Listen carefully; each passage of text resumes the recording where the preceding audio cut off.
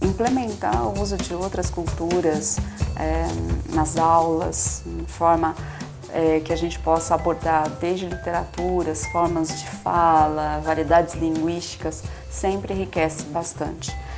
A escola que faz isso tem um ganho imenso, porque a escola vai ser mais rica, ela vai propiciar experiências e saberes diversos, tanto da ordem estritamente cognitiva como outros, com maior potência do que uma escola mais homogênea, digamos assim. Se é que existe, né? Uma escola homogênea não existe porque as pessoas são diferentes.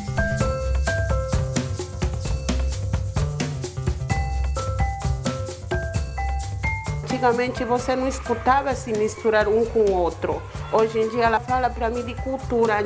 Ela trouxe até as roupas para mostrar para os professores como é que era a dança.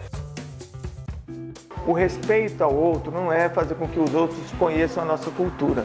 Nós também precisamos conhecer a cultura do outro.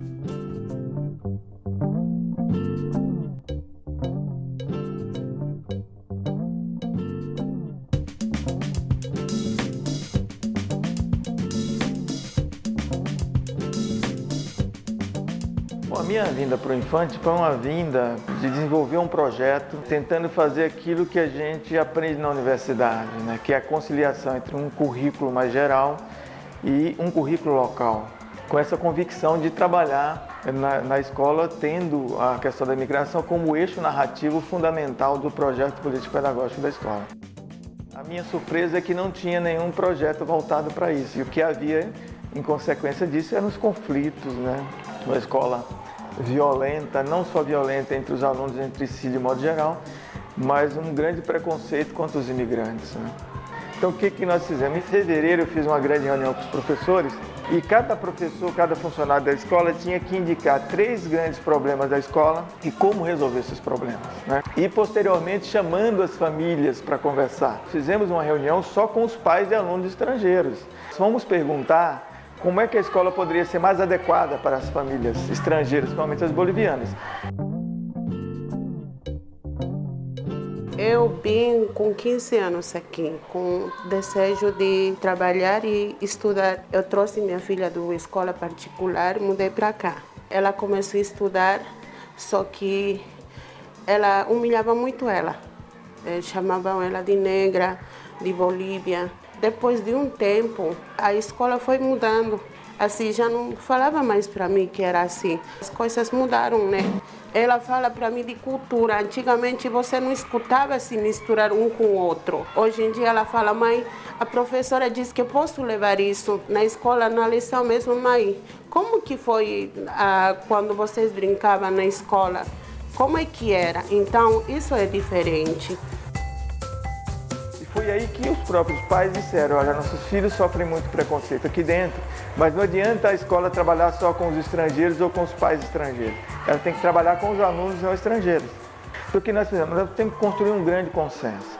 Fomos nos aproximando dessa comunidade, falando sobre a proposição de um projeto, que esse é o projeto Escola Apropriada, e que tem esse nome de propósito, para que eles soubessem que a escola realmente estava aberta para ouvi-los, e que seria importante, a partir daquele momento, contar com essa parceria. Então, em 2012, no primeiro semestre, nós reunimos todos os alunos estrangeiros ou descendentes de estrangeiros da escola para fazer uma estratégia de autorreconhecimento e, a partir do segundo semestre, cada aluno estrangeiro ele tinha que indicar um aluno não estrangeiro, um amigo não estrangeiro para fazer parte do grupo. E nesses encontros, qual é a agenda, qual é a pauta, né? Eles levantam os problemas que a escola tem e propõem formas de resolver esses problemas. Eu estou aqui desde 2010 e havia uma relação que tinha discriminação, uma relação de diferenciação. A cada proposição de trabalho em grupo, por exemplo, eu não tinha, por exemplo, mistura. Eles não se misturavam, não interagiam entre outros pares. E nós temos percebido que continuamente essas barreiras elas têm sido eliminadas, esses limites têm sido eliminados. Eu, por exemplo, nas minhas aulas em particular, eu já não vejo mais essa diferenciação. Eu tenho grupos de alunos bolivianos. Não, eles estão misturados na sala. E esse projeto de diálogo, o que a gente precisa fazer é o diálogo entre os diferentes. A preocupação em relação à língua, ela deveria ser muito menor do que em relação ao acolhimento. É tratar com muito respeito e dar condições para que as pessoas se sintam à vontade. Se sentir à vontade, tiver um coleguinha do lado, né, mesmo que não faça a mesma língua, mas o sistema de comunicação seja por sentimento, por gesto, né, por solidariedade, essa aprendizagem ela vai acontecer num espaço de tempo muito curto. A grande vantagem desse contexto de diversidade étnica e racial nas escolas é a possibilidade que o aluno brasileiro tem de conviver com outras culturas, com outras formas de brincar, de falar, de trocar, de aprender, inclusive. Então é uma troca que se dá no cotidiano em que a aprendizagem ela está calcada naquilo que esses alunos trazem para dentro da escola, né? Já que todo aluno é a reflexão da sua família, então isso facilita, de certa forma, essa convivência, que é uma realidade, de certa forma, nova nas escolas brasileiras. O legal é a cultura deles. A cultura deles acaba me ajudando para saber o que tem no mundo, para saber as diversões deles, a cultura deles. Eu e mais uma minha colega, a gente pensou em dar uma aula de espanhol, porque alguns querem aprender, porque às vezes a gente fica falando espanhol, eles também querem aprender. Aí a gente queria fazer por isso. A gente vai por sala e sala, falando, aí a gente entregou no dia os bilhetes, aí deram pra gente. Aí a gente contou e a gente colocou que sobrou, a gente fez sorteio, porque não dava mais. Tem 30 alunos, ainda querem mais, precisa mais de vaga.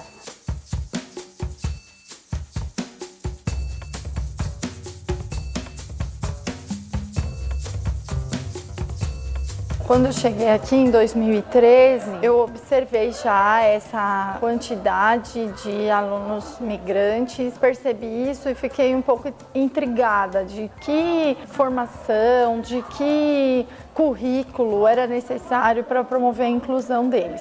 Eu fui problematizando isso até mesmo na minha formação, porque eu não tinha experiência nenhuma nesse sentido. Depois disso, a gente começou a participar de algumas formações. A gente fez uma chamada Somos Todos Migrantes e isso também nos ajudou muito a nos observarmos como migrantes nessa cidade. Se não somos migrantes, somos filhos ou netos ou bisnetos de migrantes. E aí a gente começou a perceber isso primeiro em nós. O quanto isso faz diferença, saber de onde eu vim, saber quais são minhas origens, em termos dessas relações étnico-raciais. Nesse mesmo período da formação, eu entrava às vezes dentro da sala de aula para mediar um conflito e eu percebia que o foco do conflito era um aluno negro. Então o meu olhar foi despertado, a gente precisa começar a apurar esse nosso olhar. Então quais são as relações que estão se estabelecendo dentro da sala de aula? Como é que os alunos migrantes estão se sentindo? Como é que os alunos negros estão se sentindo? Como é que eles se comunicam? Como é que eles aprendem? E ter uma observação maior nesse sentido do princípio da equidade.